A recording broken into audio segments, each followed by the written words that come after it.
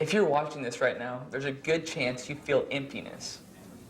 Maybe you've grown up in church, maybe you haven't, but the truth is we've all felt an emptiness in our souls. What is that emptiness and why is it there? The truth is that we all feel that emptiness for a very real reason. It might be painful, it can be confusing, but if you feel that emptiness, the reason it's there is because Christ put it there.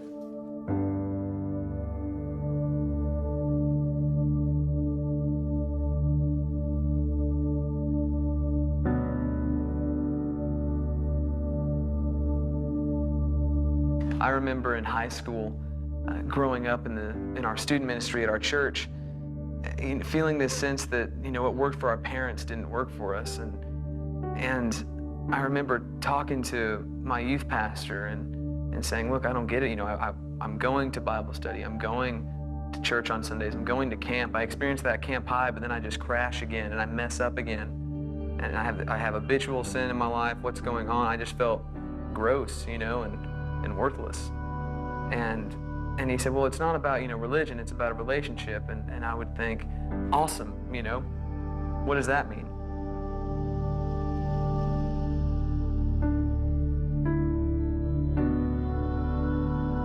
How do I make it a relationship and not religion?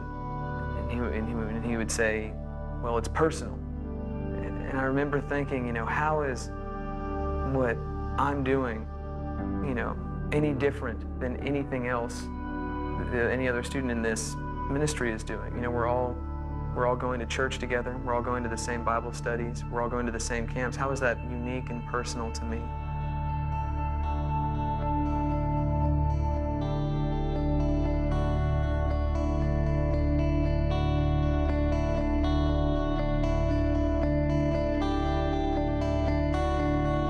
When I went into college, I went to Nashville, and I grew up in Houston, and for the first time I had this freedom to do what I want without worrying about what other people thought of me. I no longer had my parents' name attached to me, and so I wasn't worried about what other people thought, and I had this freedom where I could kind of get away with whatever I wanted. And for about a year, I feel like I just lived like God didn't exist. I was so tired of this emptiness and feeling like that what I was doing wasn't working, that now that I had the opportunity, I was going to try other things. After about a year, the emptiness came back stronger than ever.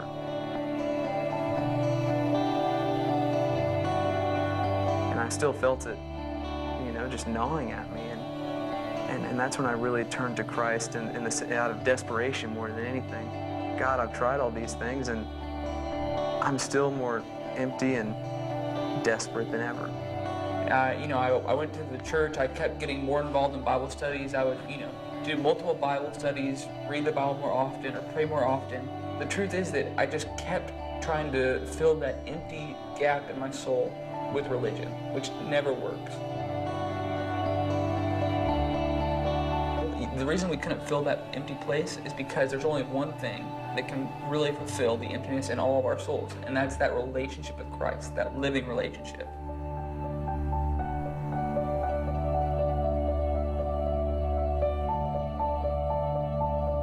In John, he tells a story of the woman at the well.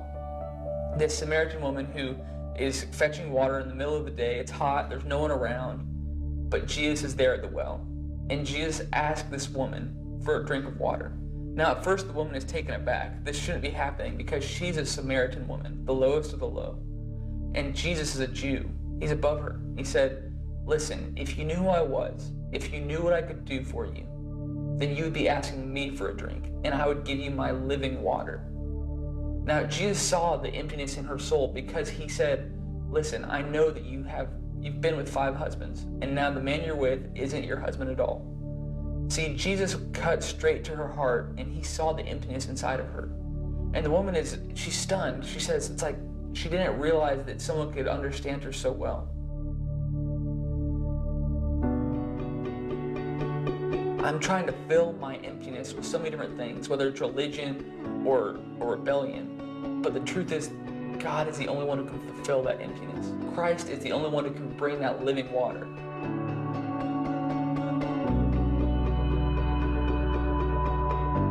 The cool thing is that God wants to give you that overflowing life, that life full of joy. He wants to take that empty space in your soul and fill it up.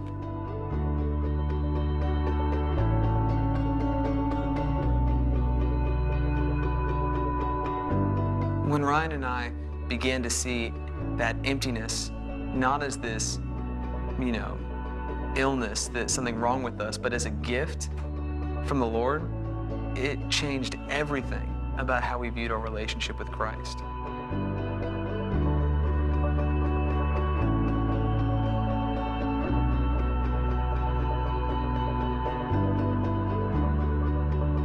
We finally realized what we were made for.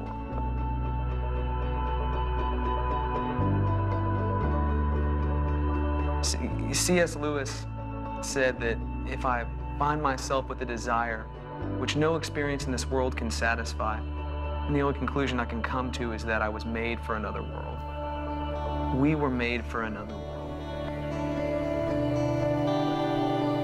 And that emptiness reminds us, and it's a beautiful thing, that the God we believe in isn't a God who just is a doctor who fixes us and sends us on our way.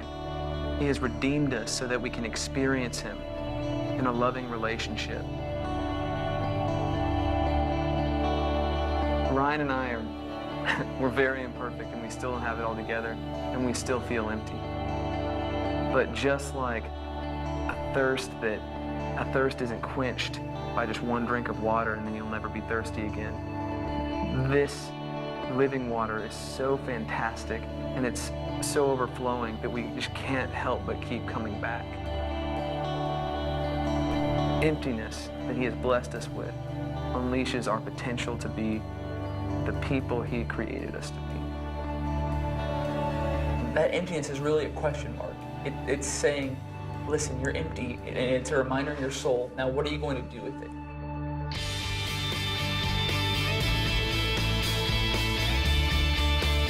And the truth is, you will feel empty again on this earth. This side of eternity, you're going to keep coming back to Christ. Will you become apathetic and just give up? Or will you realize that that emptiness is a challenge? It's a challenge to grow closer to Christ and closer to others.